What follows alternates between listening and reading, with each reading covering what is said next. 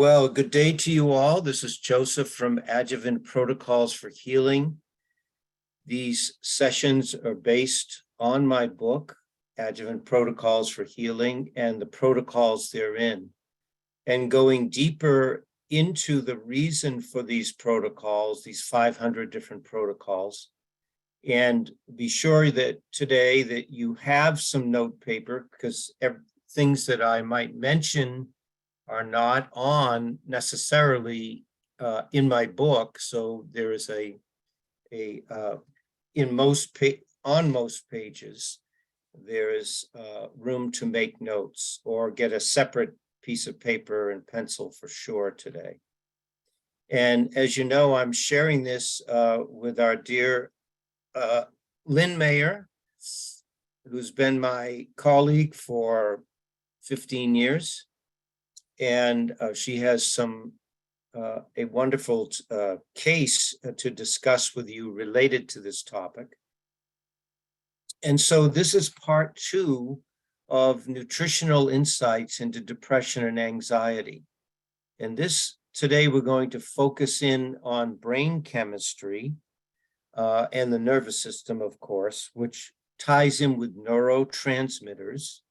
You've heard me speak a lot about neurotransmitters over the years, and hormone influences with relating to the endocrine system. And the reason we did this today was because these are the 2 central chemical messengers that regulate the whole body. If one wants to heal, if one wants to deal with any condition, whether it's medical or emotional or physical, the endocrine system and the neurotransmitter system through the nervous system must be at its balance point. And of course, there is a lot of information now coming out.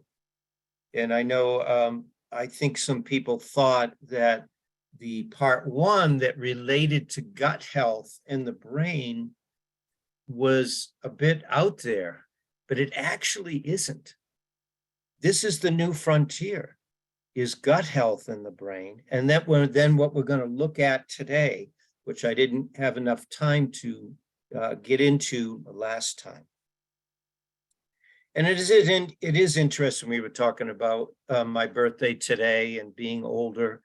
You know, the baby boomer generation, not to take away from any other generations, we have been the ones that have, I guess, the hallmark of what we've provided in our lifetime is to take the old ways of thinking and doing things, and to open up new pathways, new thinking, new ways of doing things. And I think knowing many of my colleagues and friends over the years, many of them are health practitioners, chiropractors, acupuncturists, nutritionists. We have been the ones that have provided the opportunity to work with medical science. Medical science is here to stay, and very powerful, very influential. But we are the ones that can create this bridge, and to really reason together, because both parts you need. And so you're going to see, or at least find out about, and you're going to have to go deeper into men of medical science that have found some things that we already know, we've been exploring and experimenting with already, but it is coming to the forefront. And so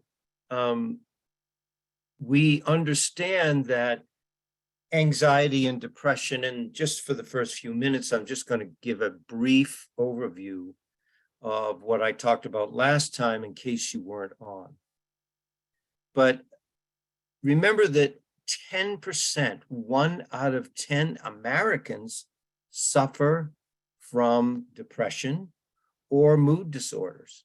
Now that might be manic depression, it might be schizophrenia, it might be sadness, hopelessness, reduced energy, worry, dread, nervousness. All of these fit under this umbrella. And all of these conditions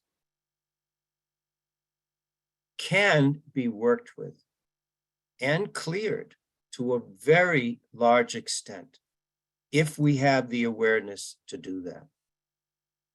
And is it important right now?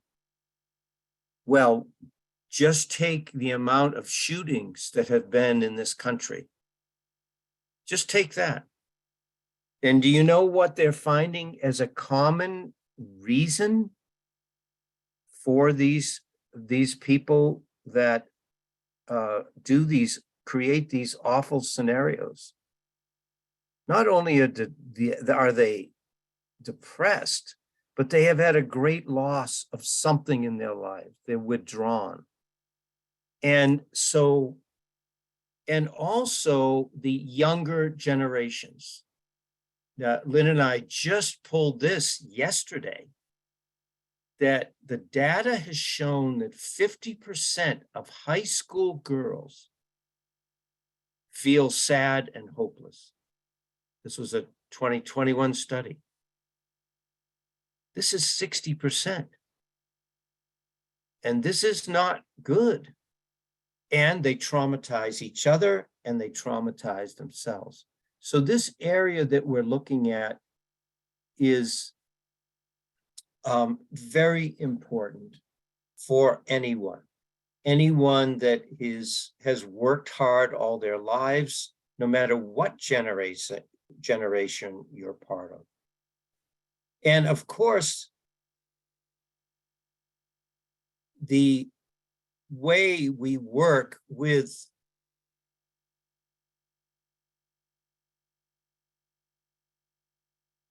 sorry, I was just checking something.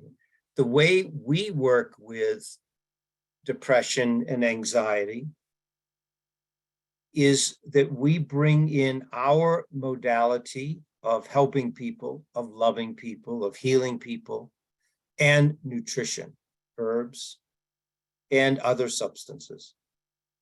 Of course, as it says here, no two people are affected by depression in the same way, and no two people,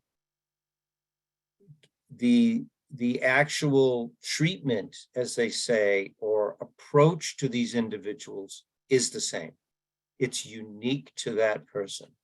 But there are some huge commonalities that we've been looking at and we will continue to look at.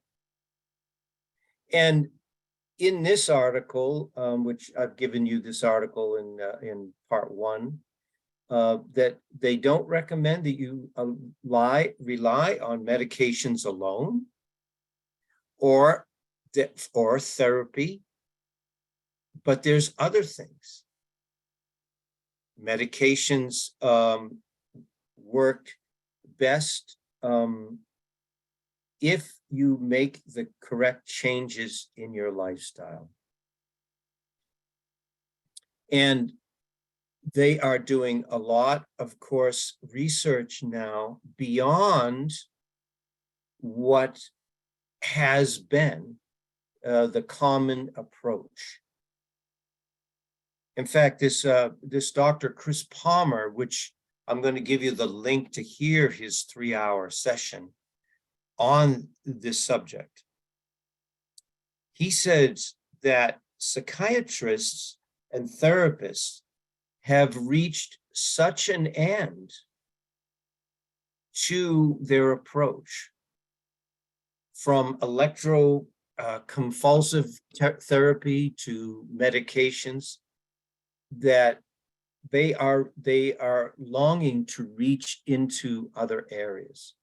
And by the way, just so you know, this electroconvulsive therapy It's a procedure done under general anesthesia in which a small electrical currents are passed through the brain, intentionally triggering a brief seizure.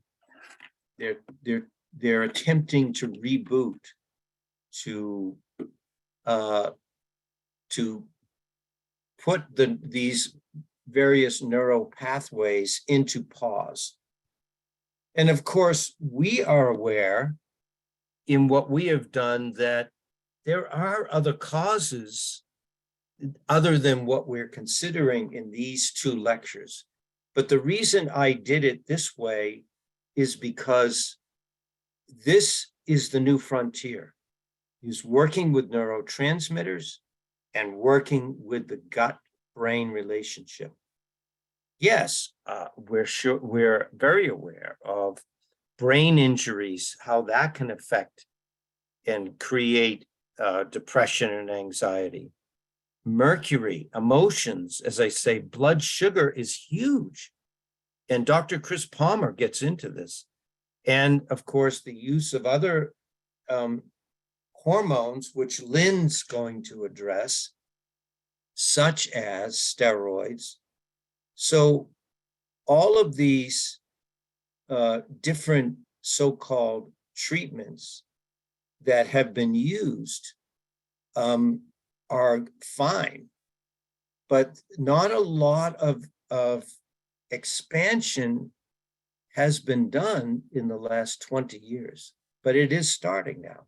It's there. And so we can be aware of this, we can embrace this, because most of what they're finding now is within our genre. It's part of what we do anyway. And of course, we know that there are some basic rules to address. As I said, endocrine function, nervous system function, which you could put right here and in your notes, neurotransmitter function from the nervous system, and digestion.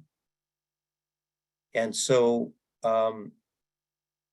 and our approach, Lynn Mayer and many of my colleagues, we work with specific tests to go deeper into these areas and find out what else is going on. For instance, using the symptom survey form, you can look at, through that, liver function, as you can do with blood work for liver function, as you can do with diagnostics, looking at a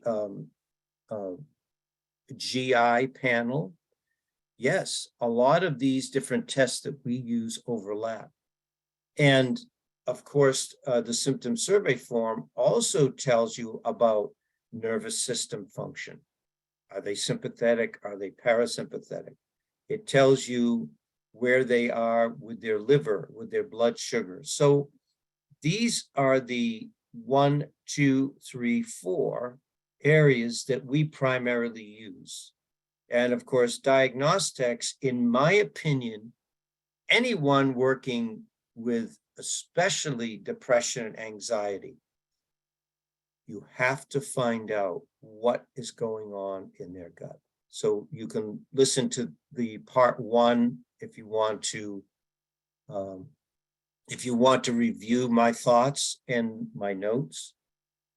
And of course, the symptom survey form, if you don't have time to analyze these, a lot of the way that a conclusion is reached or determined is what we taught them. Not just me, but other standard process representatives that knew the symptom survey form or the system survey form and have used it for years, the way the original teachers used it. And of course, as I said, I gave you last time a lot of these studies. Here's one. Here's another one. Here's another one. And here's another one. So if you weren't on, you can look through these and look at it. And remember that as these researchers go deeper into these studies and applying different types of nutritional approaches, believe it or not, they're not just targeting depression, they're targeting insomnia, constipation, pain throughout the body, and irritable bowel syndrome. So it is reaching into this area of depression and anxiety, reaches into many other symptoms that we try to just go to those symptoms rather than going deeper into the cause of those particular outer conditions, say constipation. And as I said, drug development and has lagged for decades. Now, I said 10 or 20 years, they're saying even more. And so, and they alone have unwanted side effects. And so it's important to remember that what we are doing in our exploration with our clients is of great importance. And so, and we looked at the GAPS diet, right, last time. But this, a doctor, Chris Palmer,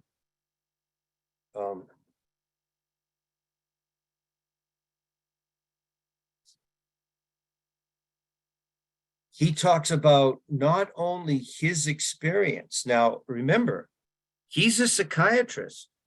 He's a professor of psychiatry at Harvard Medical School. Wait till you hear his life story, his own experience, and having to go into the depths with his own experience. And he, with his clients and his teachings now at Harvard, they are talking about Atkins diet, ketogenic diet, intermittent fasting. He does not mention the paleo diet. Lynn and I put that in there. And here is his book, and certainly you can listen to that recording that you will find fascinating about that. So the review of that relationship, and even in his lecture, he said the gut, he's basically, his focus has been with in the working with neurotransmitters and diet. But he definitely said that the working with digestion and the gut is the new frontier. And so today we're going to look at the brain chemistry and hormone balances. Now remember this, which we went into depth with last time about depression and anxiety. This protocol from my book addresses everything that we talked about last time and this time. And remember, for new ones on, or if you haven't been on in a while, or you don't have my book, remember that I list in my protocols all the products in order of importance. Now, you could say, well, you know, my client with depression and anxiety or anxiety will only take 3 things. Okay, so you would then, you know, pick the top 3 or 4 products for that. Now, you try that for a while. If it does not work, or you don't see that satisfactory results, then of course, you know they must change their diet. They must change their lifestyle.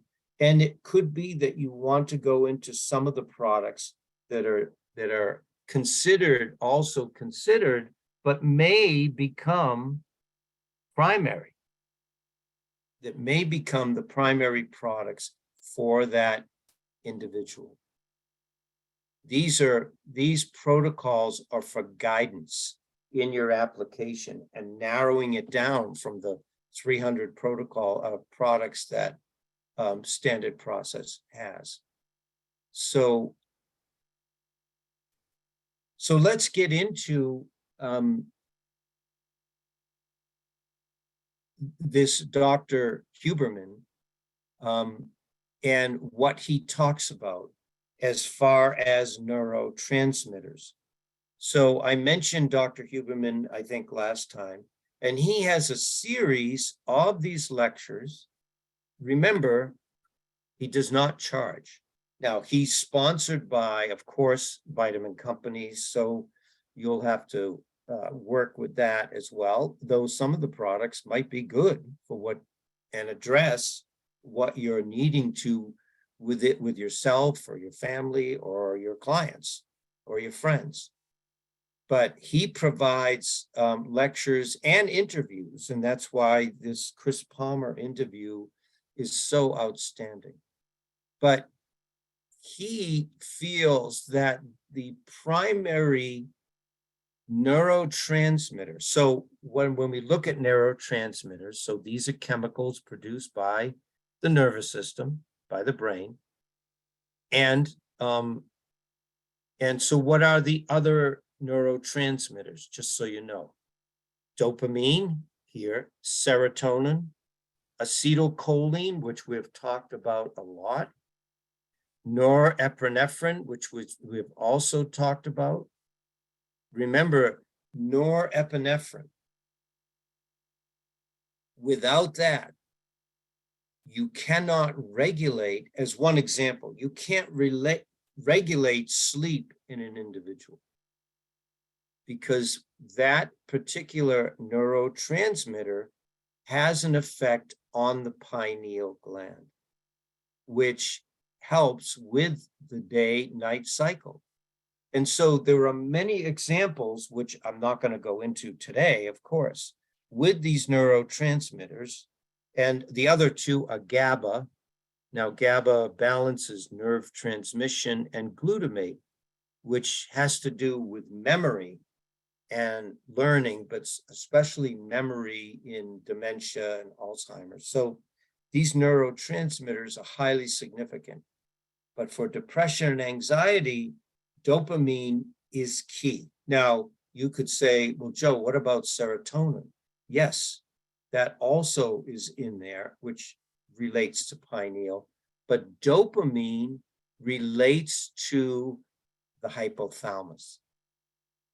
Now, you could say, well, what regulates the hypothalamus? That's the pineal.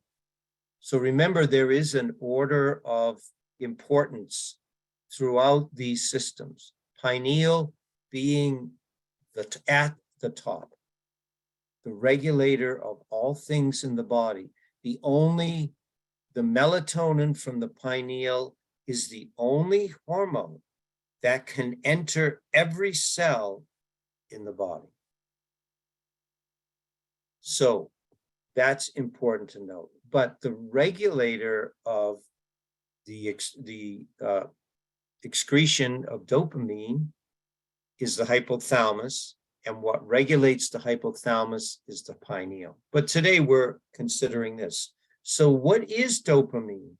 Now, you may know, and we've talked about this in my lecture on Parkinson's and Parkinsonian syndromes. We know that dopamine is the key neurotransmitter missing with people with Parkinson's and these various shaking type syndromes. So, but how does it relate to depression and anxiety? It's the neurotransmitter which drives an individual or does not. It is the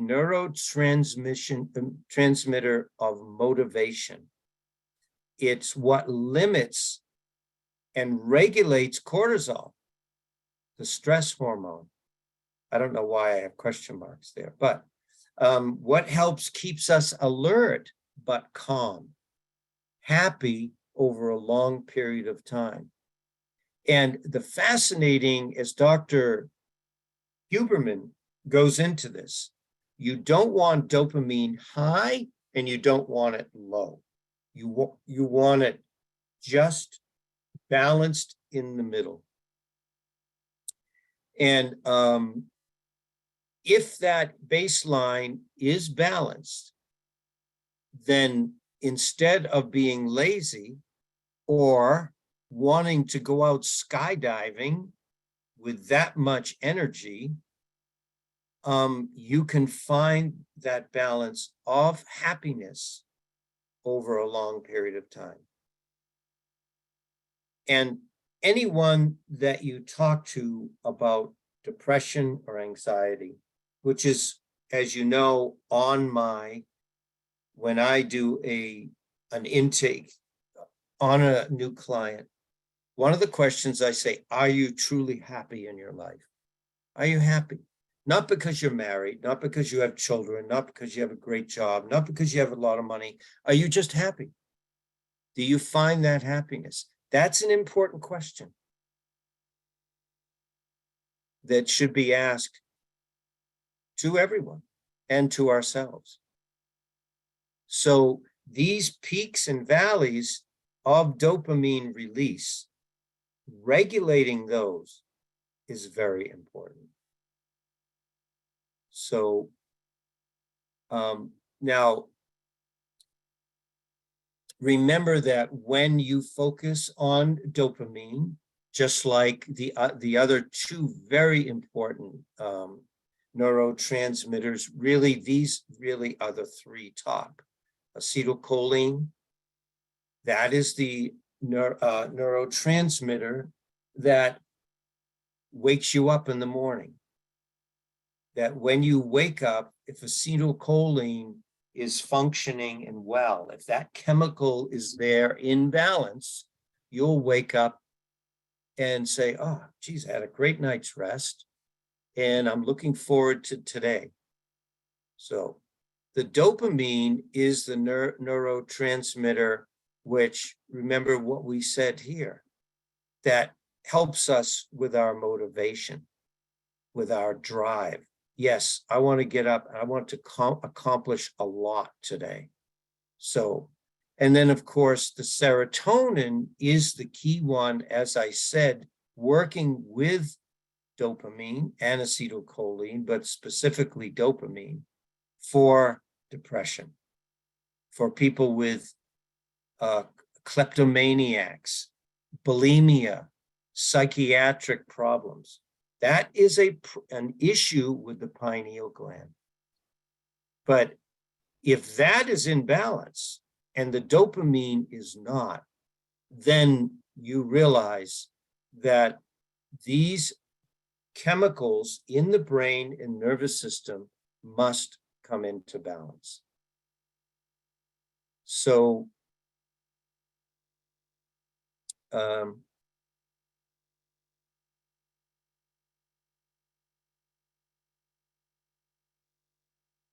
and there's these other articles go into how we move about our day and how affecting our sleep patterns, our dream patterns, our attention, whether we can go through a day focused and relaxed at the same time. So, and remember that these, as the function, these neurotransmitters are balanced, then the other parts of our body further down into the body itself, such as the digestive system, such as the vagus nerve. Now, you know that I love organically bound minerals. That is the specific product, the potassium, magnesium, iodine source of those three minerals, but all the minerals that occur together on this planet are in that one product. It's the only mineral product that I know that has all of that. That is the key product for affecting the vagus nerve, along with some other products related to the hypothalamus that we'll get into. The vagus nerve connects the brain directly with the enteric nervous system, digestion. A dense set of nerves spread throughout the entire digestive tract, from the esophagus all the way to the anus. So remember, if you have someone with heartburn, with constipation, this brain-body connection through the vagus nerve is very important, and the products, of course, related to it, which are always in the protocols in my book. The other, in this article, they go into that serotonin, remember, here's the pineal and the hypothalamus together, working together, are two types of neurotransmitters produced where? In the brain? In the big toe? No, in the gut. So here ties everything back to what I talked about last time. If the gut isn't right, the balance of these two neurotransmitters are not going to be right. In fact, 90 to 95%, oh, come on, guys, call it 100% of serotonin, because there's always areas where they don't know, of serotonin and 50% of dopamine in your body is stored in the gut. If that gut is not functioning, if that gut is not, if it's all blocked up and congested, it is not releasing those neurotransmitters from the gut into the bloodstream, going to where they need to go. Serotonin helps regulate respiration, digestion, behavior, neurological functions. Dopamine is released during reward-motivated behaviors, such as eating certain foods, having sex, or doing any activities that you enjoy. Dopamine helps regulate learning, attention, memory, mood. And Dr. Huberman really goes into this. He spends 2 hours on it. Therefore, the gut microbes not only support our digestion and metabolism, they can also impact our mental and emotional health. So, from a nutritional standpoint, what do we want to take? Well, if we're looking at dopamine, which is our talk today, of course, we want to look at hypothalamus PMG. Now, yes, there is a hypothalamex. Now, teachers, Stuart White, I know, puts every new client, if he's still doing it, but the last time I heard him, which was quite a while ago, every new client on hypothalamex. There's 2 other products too. Because he knows he wants to awaken that and stimulate that function of the hypothalamus that relates to mood, attention, memory, learning, mental health as a new client. Now, hypothalamex is, as I said, it's for function. It's a stimulator. The way I approach clients is more based on Dr. Lee's work. Not that Stuart White's work isn't, just the way I roll and approach people, especially in the beginning, is I am into self-regulation. I want to give the body a substance where if things are low, you bring them up. And if they're high, you bring them down. Remember, there's a small window of dopamine that keeps it in that balanced range, otherwise too high or too low, with the outcome of that. So the protomorphogen is, if you remember nothing about protomorphogens and what they do, just remember that they self-regulate. That is the beauty of these products that really aren't on the market anywhere else. Now, that's a big claim to make. Any desiccated product is going to have protomorphogen in it. And other companies claim they have protomorphogen, but no one has the ability to concentrate the nuclear protein as standard. At least no one that I know of has ever gotten that far. So, so this is your key product. And I know from time to time, I have recommended that you all get a product and try it. What I would like you to do out of today for you, because I love you, and it's my birthday. So as a birthday, I'm not going to send you all a product, but I want you to buy a bottle of hypothalamus, and I would like you just to take 2, if you want, 2 twice a day or 2 once a day in the morning. And I want you to give me your feedback on this product. You will find that not just your motivation, not just your happiness, but it is remarkable what this protomorphogen does for most people in even very slight ways, taking the edge off. And who doesn't need that?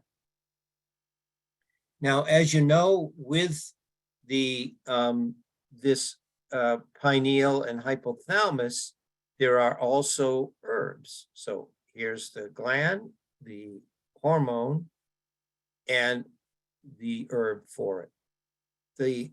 Today we're looking at primarily is dopamine, and the herb for that is St. John's wort. So Linda Ryan, who taught for MediHerb for many years and was our go-to person, she took me as a guidance teacher through my herbal training. Oh boy, 20 years ago now, 2000. Brilliant woman. She helped me create this.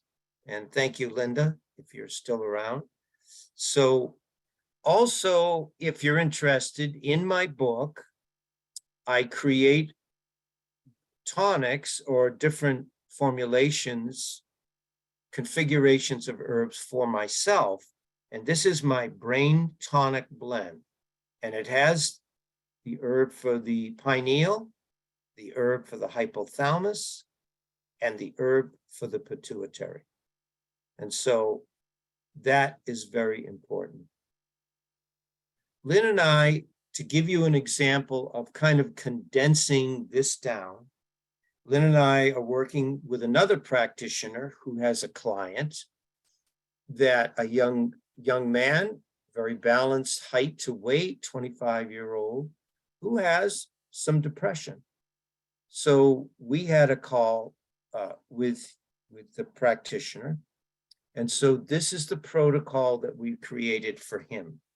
And so just what I've been talking about for that dopamine balance for that depression, I used hypothalamus 2 twice a day, St. John's wort 1 twice a day. And then for foundational support, yes, I did address the gut. If you want to address the gut, lactic acid yeast is the product. Not only because it provides the balance of the first probiotic that was ever made in the world by Dr. Lee, but moreover, it helps to balance blood sugar and the gut environment. Remember that these neurotransmitters are made primarily in the gut and then are released into the bloodstream. If the gut isn't right, if the pH of the gut is too alkaline, then these neurotransmitters are not going to go into the gut the way they should. So we gave him 3 twice a day. And remember, if there is a unknown or unseen blood sugar issue, lactic acid yeast converts carbohydrate in the gut to the friendly bacteria, lactic acid. That's why it's so important.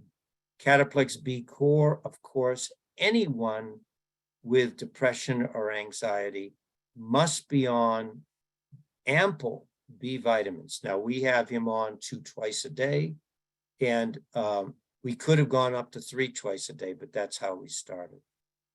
We looked at Orchex because Orchex is basically a concentrated enzyme, hyaluronidase, that regulates these neurotransmitters that we're talking about in the nerve synapses. Are there too many building up or not enough? The regulator of that is hyaluronidase in Orchex. This is the product that can be used for anyone with anxiety, even if they're on SSRIs, even if they're taking or are on any type of a diet. It will not conflict. It's a food substance, a food derivative, and a balancer. Damiana is the one that I love. If you say, well, give me one herb for depression and anxiety, Damiana. Damiana has been used for hundreds of years in Central, South America, other places, I guess because it grows there abundantly. It's sourced there. And it can act as an aphrodisiac. People with depression and anxiety, right? Remember what he said about dopamine, Dr. Huberman, that one slide where I condensed some of his thoughts? Sex drive. No, sex. Yeah. Intimacy. I don't have any relationship with anybody. Not good. So Damiana is not just an aphrodisiac, but it is an antidepressant in an herbal solution. And very good, 1 teaspoon twice a day is perfect. So what else did we do? We started him, hopefully he's on, we checked to see how he's been doing, but we put him on the ketogenic diet, which you'll learn more as you study Dr. Chris Palmer, especially, and Dr. Huberman, and no wheat. Remember wheat belly, everyone? You remember the studies, William Davis, the medical doctor, the heart surgeon, who himself had depression and anxiety, got himself off all wheat products, cleared himself, and showed you studies in prisons, in mental institutions, where they took them off all wheat and the violence cleared and people began to be happier, be content in their situation. And of course, no sugar. And wait till you hear Chris Palmer. He feels that one of the key factors in depression and anxiety has to do with the discipline of insulin, the decline of insulin, and the discipline of the balance in that, use that word, discipline, in the brain. People who are insulin resistant, pre-type 2 diabetics, have a more tendency to have depression and anxiety. And he gives you these numbers. This guy's been studying it for however long, 20 years here now, 10 years. And so he feels that that glucose regulation and metabolism is key, a key factor. And so you'll learn about that. So now I'm going to let Lynn talk about this hypothalamus reset technique, which some people have been using by this Dr. Chance in Gainesville, Florida, very effectively. And not just anxiety and depression, but arthritis, digestive, insomnia, sugar handling, thyroid issues, ADD, ADHD, OCD. Very impressive outcome for people that have that hypothalamus reset technique done on them. So, Lynn, take it away. Okay. And you might want to move the slide up just a little bit, Joseph, so that you can see the other part that I have on there. So this is Dr. Michael Chance. He's an AK doctor down, like Joseph said, in Gainesville, Florida.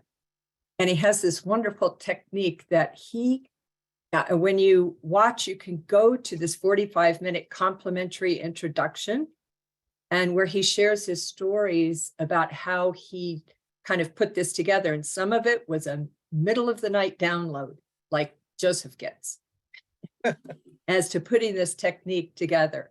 And what it is that it's a way to check with the hypothalamus and see if it's connecting to the outside world. It can be just checking to see how it's doing, but you can also check it against, are the flickering fluorescent lights bothering me? Is the TV bothering me? Anything that's external, too much noise, the type of music affecting my hypothalamus, and then find out what it's bothering and fix it. So it's a kind of a muscle testing technique and using acupuncture points to reset things. And you can use it. He's had clients that he's reset it on, and then the person, down the road goes out and, either gets into a car accident, or they have some kind of medical intervention, or something's happened and they come back in and he'll check. And for many people it's held. And for many people, the upset, either bringing something exogenous into the body or being in an accident, can cause the hypothalamus to become unconnected, appropriately connected. So it's a wonderful way to check that with a variety of things. How's the endocrine system doing? How are you doing with some different nutrients that your body needs? So take the opportunity to go to Whole Food Practice and listen to the course. And then they also have his course there available for your purchase. And then you log it into your library there, and you can have it to look at, whenever you'd like to. And if you go to Whole Food Practice, those are our mentors, ex-mentors here from Chris and Melissa Taylor in Utah. They have an amazing program and a platform put together on this Whole Food Practice. So take the opportunity to look for other classes that are free. There are many free teachings on there. And then there's others that you can purchase. But if they say, who did you hear this from? Say, Lynn. I have no skin in the game. I just want to let them know how much I appreciate what they're doing. And I appreciate Dr. Chance. And it's a great technique. So go check it out and see if it's something that would be a fit for you in your office. Thank you, Lynn. Why is this so important? Because remember, the hypothalamus is that bridge.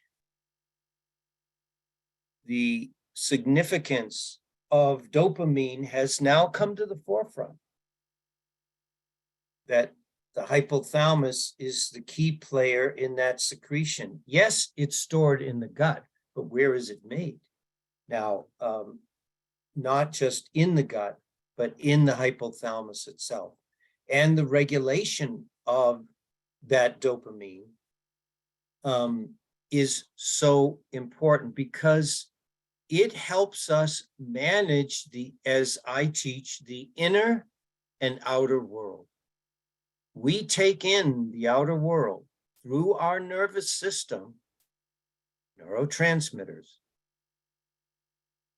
and that information is given to the hypothalamus.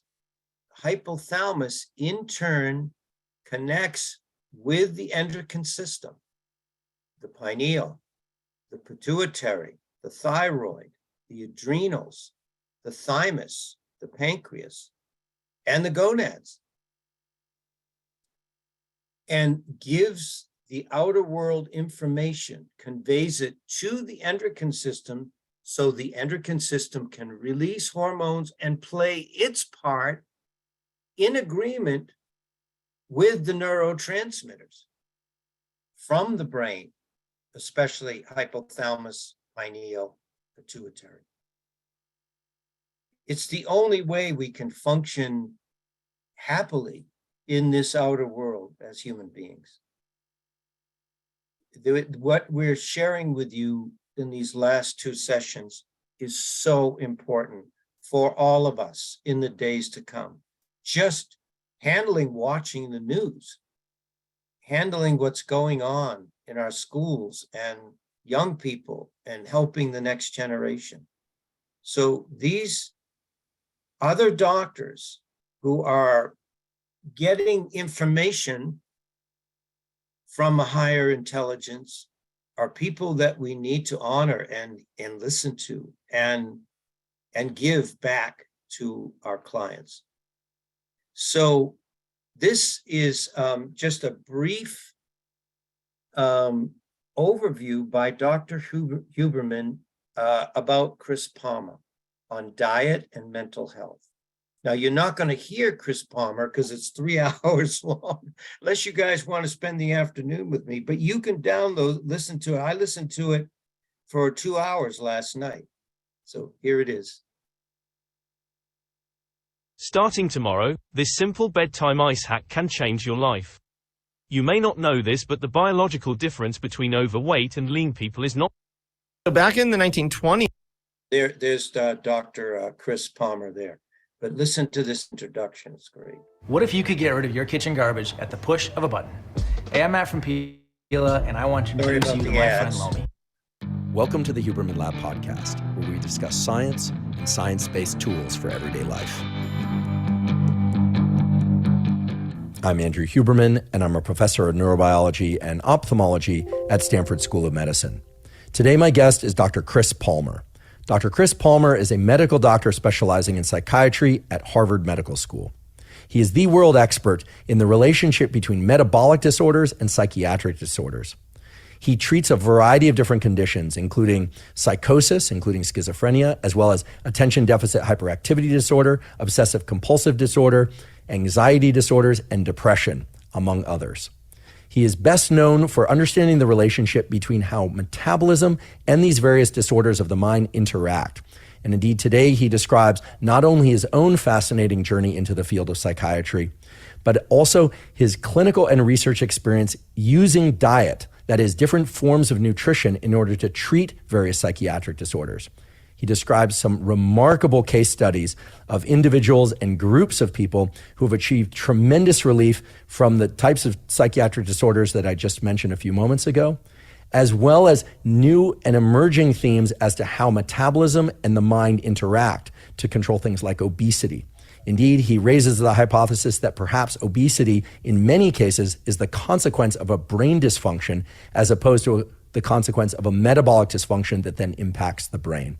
During today's episode, he shares with us his overriding hypotheses about the critical roles that mitochondrial function and dysfunction play in mental health and mental illness, and how various particular types of diets, ranging from the ketogenic diet to modified ketogenic diet, and even just slight adjustments in carbohydrate intake, can be used in order to change mitochondrial function and bring relief for various psychiatric illnesses. He also highlights the essential and important theme that various diet interventions, including the ketogenic diet, were not first developed for sake of weight loss, but rather were developed as treatments for neurologic conditions such as epilepsy. Today, he shares with us how the foods that we eat alone and in combination, and how fasting, both intermittent fasting and more lengthy fasts, can interact with the way that our brain functions to strongly control the way that we think, feel, and behave. What's wonderful is that Dr. Palmer not only explains the science and his clinical expertise,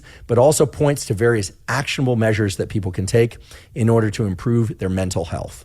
I'd like to mention that Dr. Palmer is also the author of a terrific new book.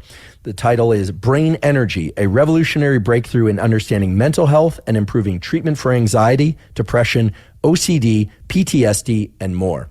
I've read the book and it is a terrific read. I came away from this book with a much evolved understanding of how the various psychiatric disorders that I just described, as well as ADHD, emerge in people. And it has completely revised my understanding about the possible origins of various psychiatric disorders and the best ways to treat them, including both with medications, but also with nutritional approaches. If you'd like to learn more about Dr. Palmer's work and the book, please go to chrispalmermd.com. We also provide links to the book and to his website in our show note captions. Before we begin, I'd like to emphasize. So, yes, you will be impressed with this doctor. And it's great. I found out about Dr. Huberman from my daughter, who's a nurse, and who has listened to many of Dr. Huberman's lectures. He in himself has tremendous insight into these areas of health. And then through him, we found this Dr. Chris Palmer. So I know you're going to enjoy this.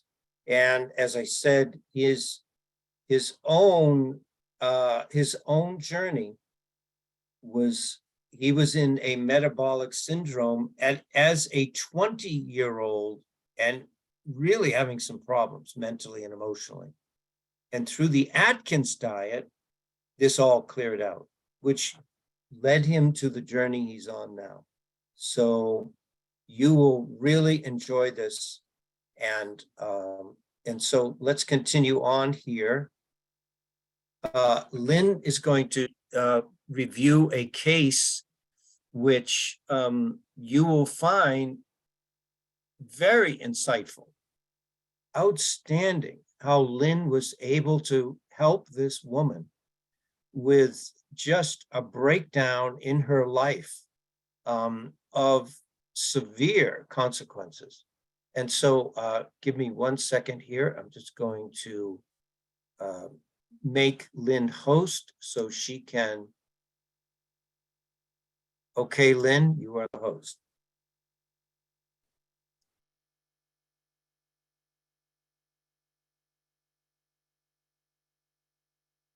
Are you on? Whoops, Lynn? Where are you, Lynn?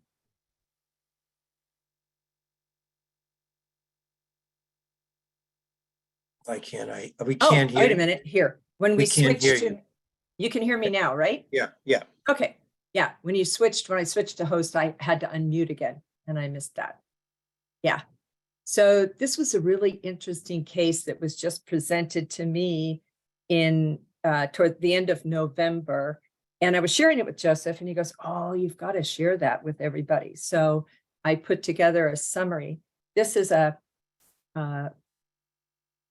woman who is a standard process practitioner herself. She happened to call to the Standard Process West office, needed some help, and her call was forwarded to me because they know I work a lot with hormones. So she's a chiropractor.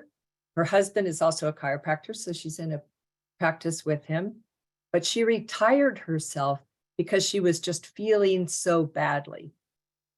She was dead tired upon waking up, and throughout the day, she was emotional. She'd have occasional hot flashes. She was constipated and not able to get a good night's sleep. So she needed to retire or take herself out of the field out of the office until she could do her own healing journey. And we laughed about, well, maybe it could just be a sabbatical. So again, she came to me the end of November, but mid-November, because the oftentimes we think, oh, if I'm fatigued, if I'm emotional, I must need hormones. I'm menopausal. I must need hormones. So she went in to have her hormones tested at a clinic that tests hormones and then uses pellets of the different hormones to get the hormones back in range. So she, mid-November, had pellets of testosterone and estradiol put into her gluteus maximus, so her butt. And then she started taking progesterone sublingually. Vaginal dryness had improved as a result. So her husband was enjoying her hormone journey. And she had her TSH tested, actually, I'll show you, in September of 2022, and it was a 4.67. And then in November, when she had it tested for this at this clinic, it was up to a 5.88. So this was her own testing. You can see that this is from September. She did a cortisol saliva test, which you can test for the adrenals. And this is another test that I like to use from diagnostics, is the adrenal test, because your adrenals cortisol output should have this pattern, peaking in the morning and coming down in the afternoon. And as it comes down in the afternoon, your cortisol, that signals the body to send the melatonin out then to help you sleep at night. So if people's cortisol is going up, then that can keep them from producing the serotonin that they're looking to help them get to sleep. So her comment to me when she sent this to me is, I am feeling less tired since having the hormone pellets. I'm taking the estradiol scares me though, because my father had a factor 5, an extra blood clotting gene, and died quickly of melanoma that spread to his brain. Her brother also had thyroid cancer. So she was very nervous about having the hormones, injected, and very was nervous about the pellets, but was so grasping for something to feel good. So I had her do a system survey for me. Now I use the Maestro system and I love that. And I'll just put a pitch in for the Maestro system. What I love about that is that I can send the instructions to my clients. They can fill it out online at their own convenience. And then I get all the results calculated and sent back to me. When I was working with as a mentor to practitioners, I like to use the physical symptom survey for them because I wanted to teach them about a tool that Standard Process has in its repertoire for you to easily use to see how the endocrine system is doing. And so most often the practitioner, they go, oh yeah, I've got a pad of those around somewhere. And, or they say, oh yeah, I use it. And I say, well, have you used it on yourself? And they're like, I haven't. So I use it as a great teaching tool for practitioners. So these, the group 1 is your sympathetic dominance, parasympathetic dominance, sugar handling. This is cardiovascular. Group 4. Group 5 is liver, gallbladder. Group 6 is digestion. 7A is hyperthyroid. 7B is hypothyroid. So you can see where, even more than what the TSH is telling you, she's got the hypothyroid going on. This is pituitary, hypopituitary, and then hyperadrenal and hypoadrenal. So she's got some hypoadrenal symptoms as well. And then your B vitamins, and then your female. So she sent that to me. And out of the conversation, what we decided to do, she was going back in to have a blood test with this clinic to find out how her hormones were doing. And what I said was, I use diagnostics. I like to look at the saliva results because those are the active forms of the hormones.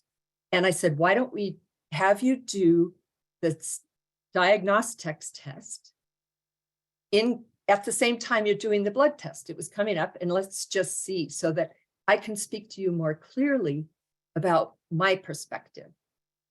And so this is her results when she got them back.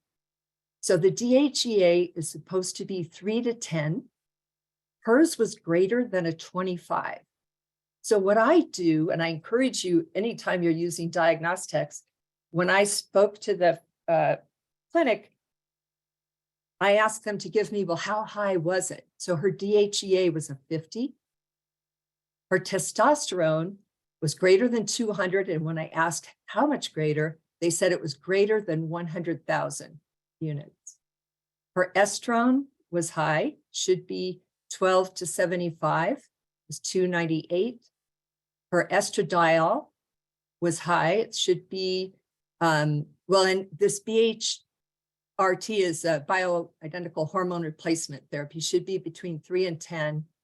And hers was a 43.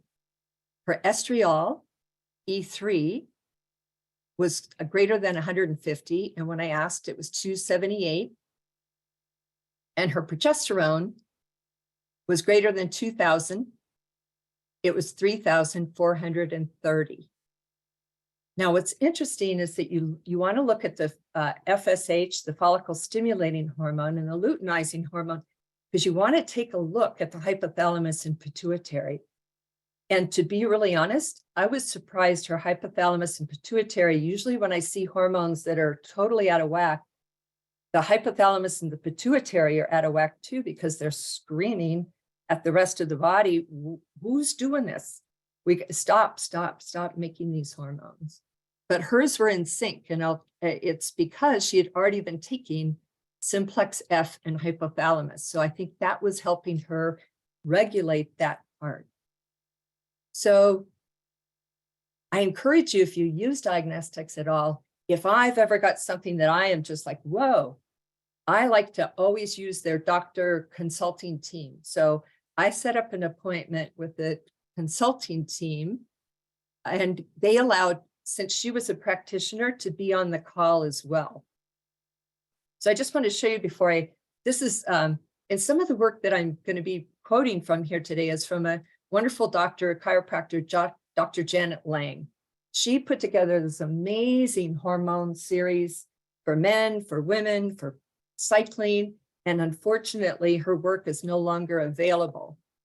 But the body takes cholesterol and it turns it into pregnenolone. Your different organs, your tissues in your body, turns it into pregnenolone. And then it goes down two different pathways. It goes down the energy handling pathways, and then it goes down the sex hormone handling pathways. And what's interesting, and this wasn't true in her case, but you'll often see hormone cases coming back with what's called a pregnenolone steal, where the body says, hey, we're more interested in keeping the blood sugar balanced and having the energy up than we are in having sex. So, and your DHEA levels will get really low. This is where she was on the reference ranges. So she was kind of like off the charts with that hormone level that we were seeing. Now, what was fascinating is that further clarity with the results in the conversation that we had with the physician is that it turns out that she's been using, since she was 51 years old, she's now 57, she had been taking exogenously a DHEA capsule 1 to 2 per week, 27 milligrams. And she had been using a progesterone cream and a testosterone cream. So I dug into this. In fact, I was up really early this morning because I'm like, I at first had the names of the creams on here and I thought, well, that's not fair. I can't be putting a brand name to shame or anything like that. So I got up because I hadn't been able to do this before, is take a look and see. They claim that they were potent synergistic formulas that combine natural homeopathy with safe and powerful herbal extracts for healthy support of progesterone and testosterone levels in women without negative side effects. But when you read the labels carefully, you can see, like, who knew that progesterone is DHEA? So this has even more DHEA in there, and it has 10 milligrams of progesterone per pump. So what happens when you're using the creams, and Dr. John Lee was the first doctor that came out with the creams, progesterone cream, and you apply it, you're supposed to rotate it on different parts, the inside of your wrists, the inside of your elbows, the backside of your knees, and you're to be rotating these. And according to Dr. John Lee, originally, when this first work broke out, was there's no harm. If your body doesn't need it, it will just excrete it, which turned out to not be true at all. that it will start to be stored in your subcutaneous tissues, in your fat tissues. And then what happens is that when it gets overwhelmed, it can leach into the blood, and then it'll get into the blood, but it'll go out and leach into the blood in an irregular fashion. So some people were finding, oh, I felt really good yesterday, but I don't today. I must need more cream. So people were starting to slather on these creams all over and getting their bodies very confused. So another thing to know is that hormones can be added to products without having to be listed on the label. And I discovered this with a young woman that I tested her hormones, and her DHEA was off the charts. And it turns out that she used a very reputable, high-end cosmetic creams and body lotions. And it turns out they were laced with DHEA, and she had no clue.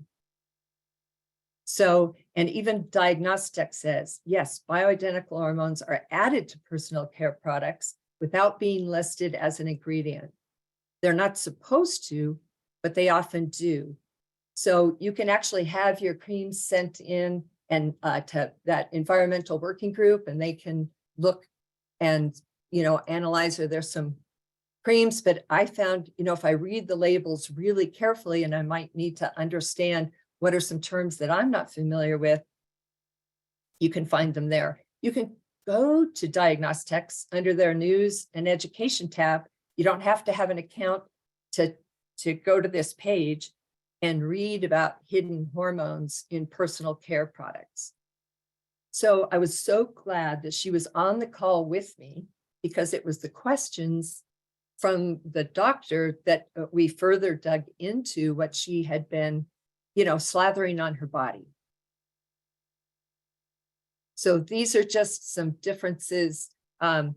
Here's one of the things, and why I wanted to show you that hormone pathway scale is that when we take exogenous hormones,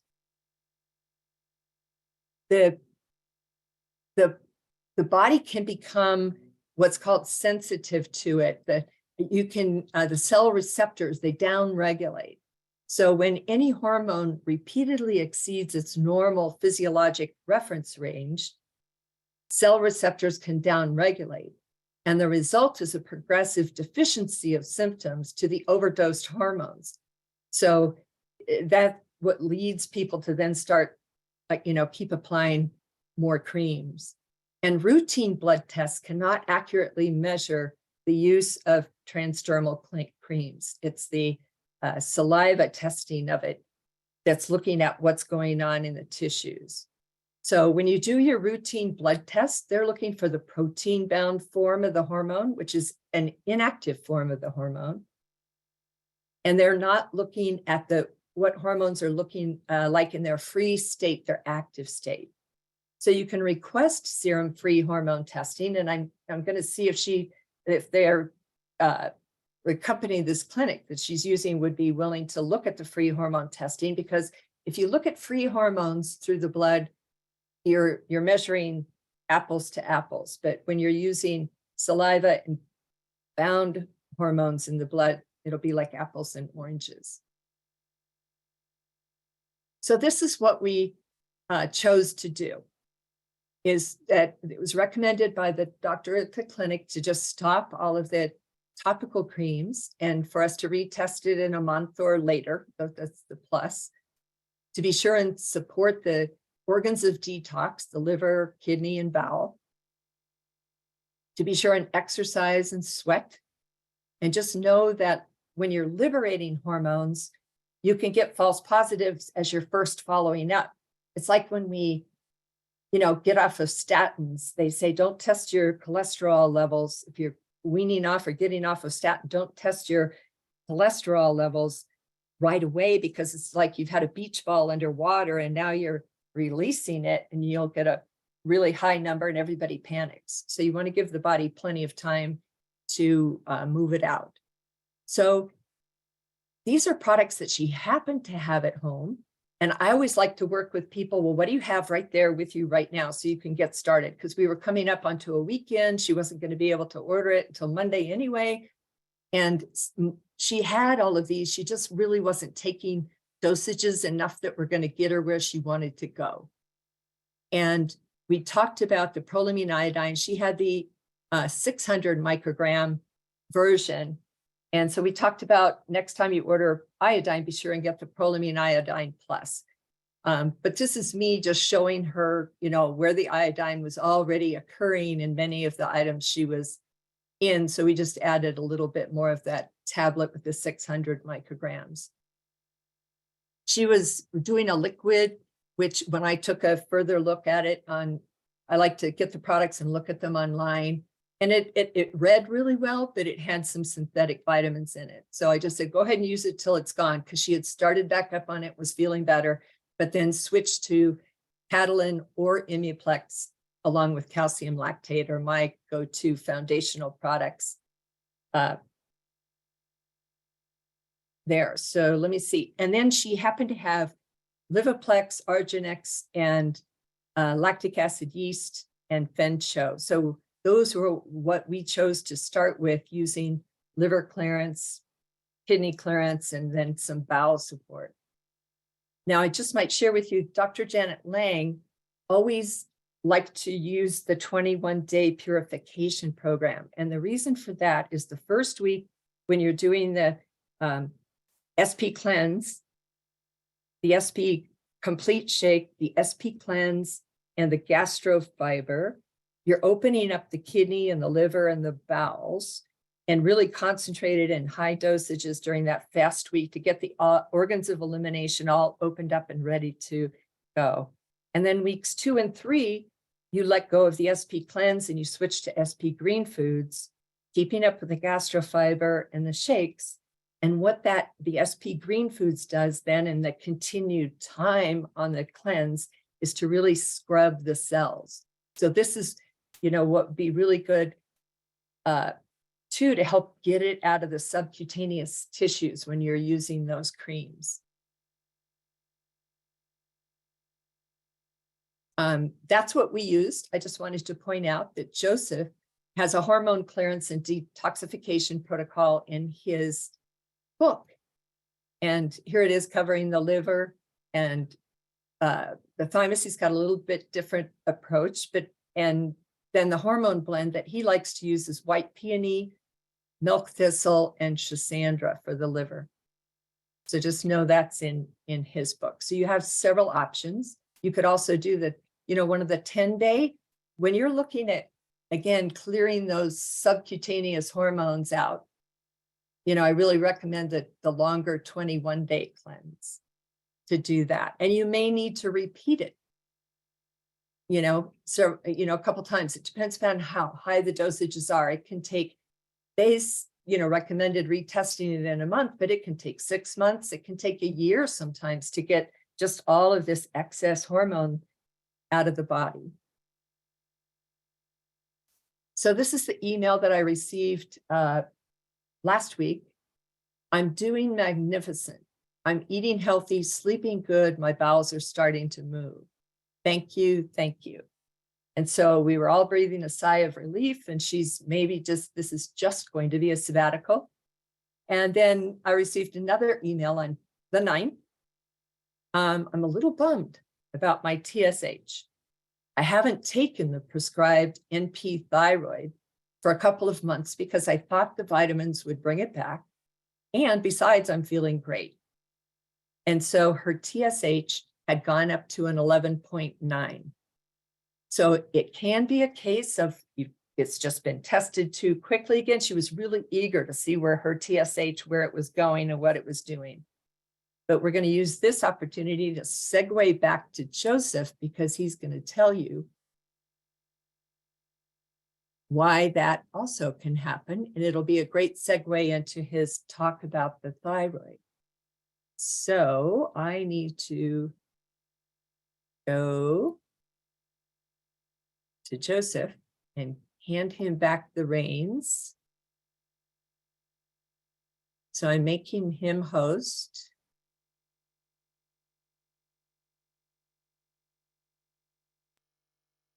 Well, thank you, Lynn. That's truly a wonderful story. And just the fact that you really helped this woman in her life, just clarifying, going deeper as to what is there or what is not there, which is what we do. It's the whole basis of everything that we've been teaching for Go back up, go back up, 10 years now. Oh, sorry.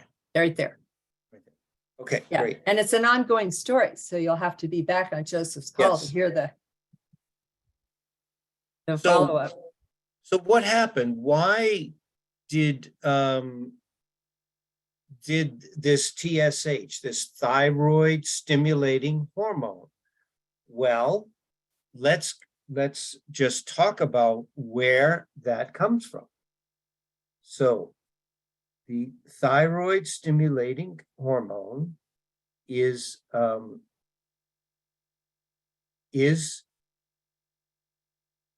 part of the hypothalamus provision of what it does in the body.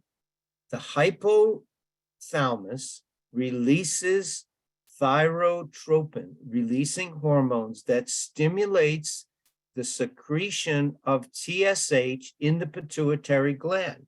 So here you have, again, this relationship between the hypothalamus, the pituitary, the pineal, and the hypothalamus. So, increased T4 and T3 inhibit the release of TRH, thyrotropin, and TSH through a negative feedback loop. So the first thing that, as I see it, she needs to get back on that thyroid hormone. Now you could say, oh my God, Joe, this poor woman has been on so much synthetic hormone, but she could go on Nature Throid.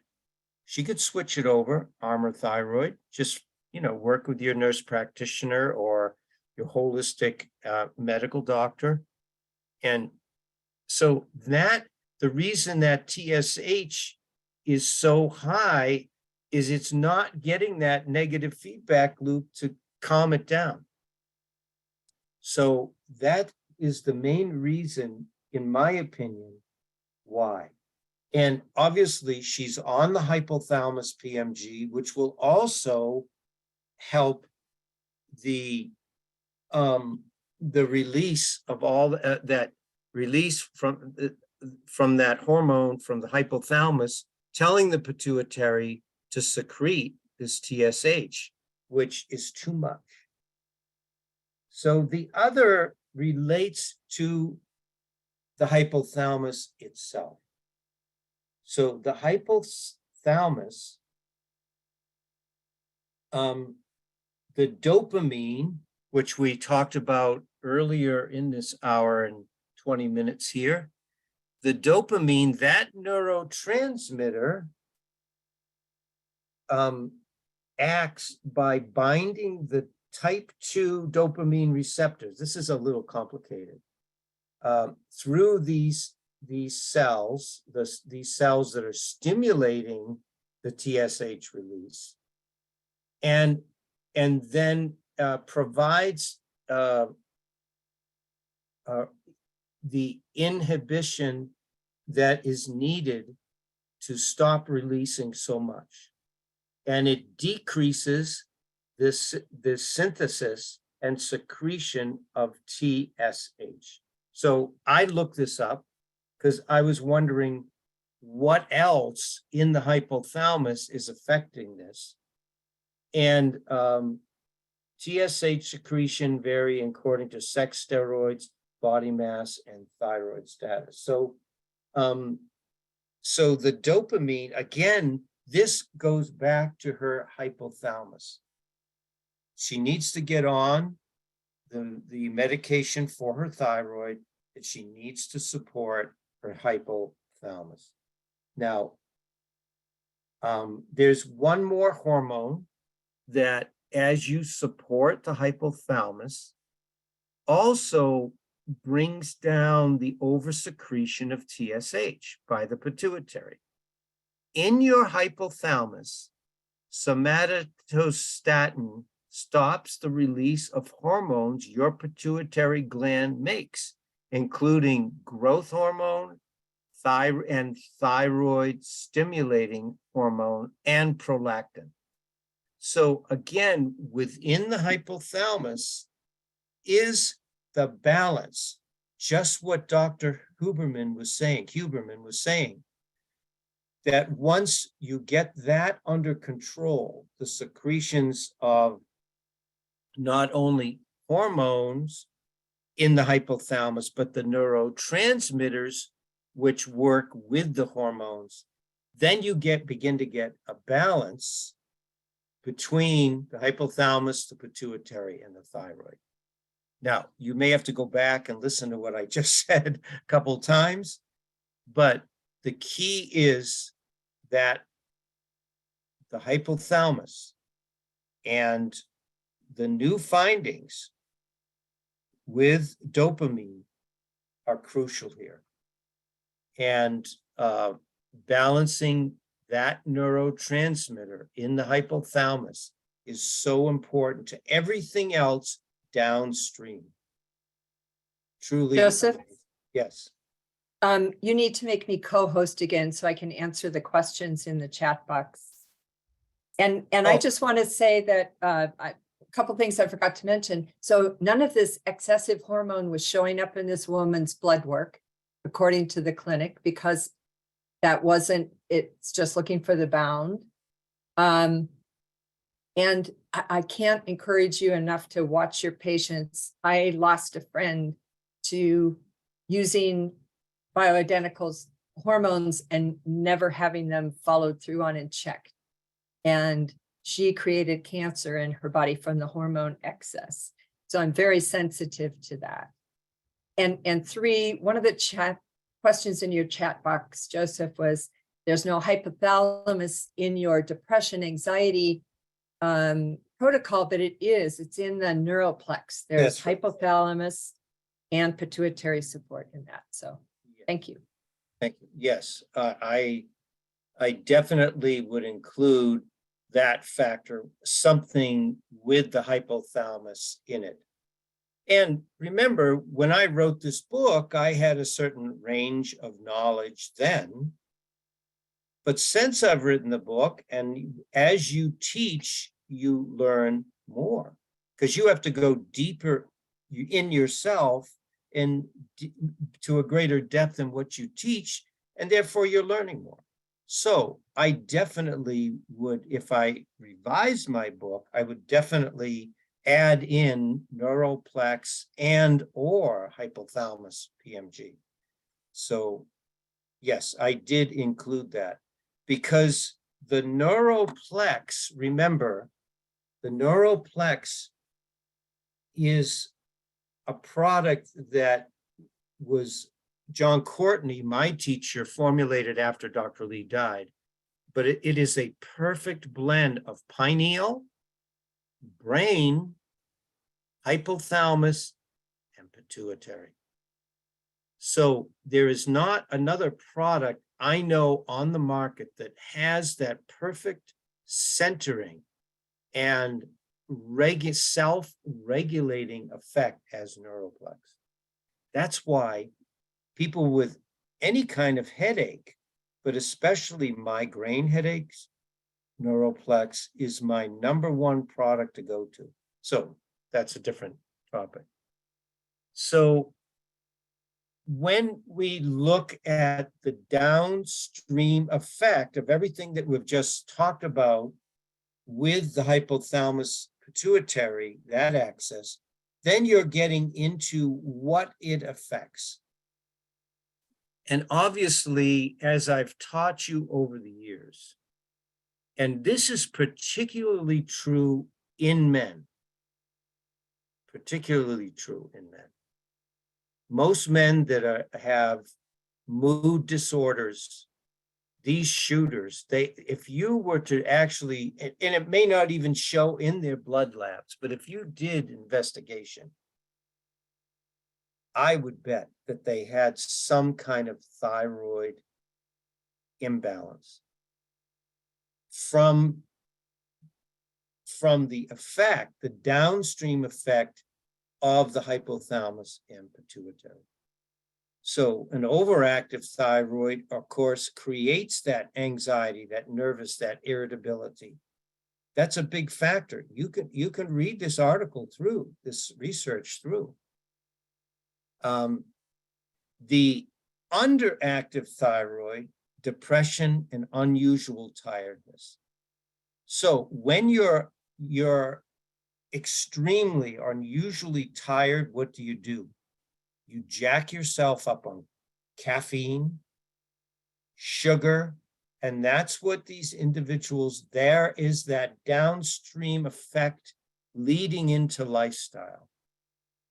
And so you could say, well, it didn't show up overactive thyroid or under on their blood work. I don't care. There are ranges that they're right on the edge or may not even show up at all. That's why salivary testing, other forms of testing to find out what is going on. And let me tell you something. Chris Palmer really became very open during this lecture. He said, as psychiatrists, we are so desperate to find an answer. Like we've been using these SSRIs and lithium. Lithium almost killed him. We're so desperate now. Do you know what we're using, which is not approved by the FDA? We're using epilepsy hormones. That's how open he was, which, just touched my heart that he was that open to share that. Because these psychiatrists and psychotherapists are working with these people with no answers. They're not getting it. This poor woman that Lynn basically saved her life, in my opinion, she would have gone into depression. I mean, she already quit her job. She was staying home. Couldn't do it. We have to go deeper from the natural approach. And I'm not saying that products like, thytrophin and, you can read all of this through because we're just about done, and iodine are going to do it, but they're going to help. They're going to build that firm foundation underneath that person and the products for that. And other B vitamins that we didn't get a chance to touch into, vitamin B8, inositol, niacinamide B6, B6 niacinamide, the herb ashwagandha, all of these things relates and work with their lifestyle. Get them off alcohol. You can read this through. And other products that have cannabis, like other people have tried this as to get people, at least get them off some of these high medications and so many stimulants. Joseph, before you go on, share the story of Dr. Lee how he and why he created the niacinamide B6. Yeah, one of the Back down the other way. One of the doctors that was working in the Royal Lee Library came across this story. There must have been some archives by Royal Lee as to why he made different products. And he made this niacinamide B6, this range of B vitamins for his friend with alcoholic depression. And that's why I'm running out of time here, but I wanted to share that with you and talk about alcohol. So if you look at and how much of a problem alcohol is for people. And also I wanted to mention this ashwagandha, which is from an herbal standpoint, the downstream, when you have all of these side effects downstream, no energy. This is the product. This is the herb. There isn't any better. I've liked rhodiola ginseng. I've liked adrenal complex, yes, but the ashwagandha has been used for so many hundreds of years for all kinds of conditions: fatigue, convalescence, post-viral syndromes, right? Nervous exhaustion, anxiety, poor immune function, and on and on. And poor growth in children. You could say, can I give this? Yeah, a little bit of this herb for children that are undernourished. So very important. But since we're out of time, you can read this through. And in conclusion of these two parts on depression and anxiety, you can look through the very simple products that Lynn and I put together for you. For the gut health, lactic acid yeast. Remember to do the weed and feed, which is just weekends for 6 weekends. You can do that once or twice a year. For brain health is the St. John's wort and the Neuroplex. For that hormone balance, Simplex F for women, Simplex M for men, and the ashwagandha. Then the different lifestyle approaches that you can use with people, and you have to put this together. This is important. Supplements alone is not going to do it. Now, you could add to the Neuroplex for that person that was wondering about the hypothalamus PMG. You could use that with Neuroplex, which I would recommend, because this has such a balance of pineal, hypothalamus, and pituitary, and brain. Say the person is depressed because they had a brain injury, well, you're covering it in this. But if you wanted to add more neurotrophin or more hypothalamus PMG, you could certainly write that in. And maybe, Lynn, you could make a note and we'll do that for them. But in the end, we have such a marvelous opportunity to help people from the tools that have been given to us. And so it's been my delight, and certainly I'm so grateful to Lynn, how she helps people, and just her wisdom and guidance that she has, and her knowledge, and the approach of her testing that really covers all the bases. So thank you all. I will be with you on the second week it'll be the first week in, because the way the days of the March work out, I'll be with you with the Heart Sound Recorder on March the 7th. So blessings to you all as we continue in 2023, and I look forward to being with you in a couple of weeks. Happy birthday, Joseph. Thank you.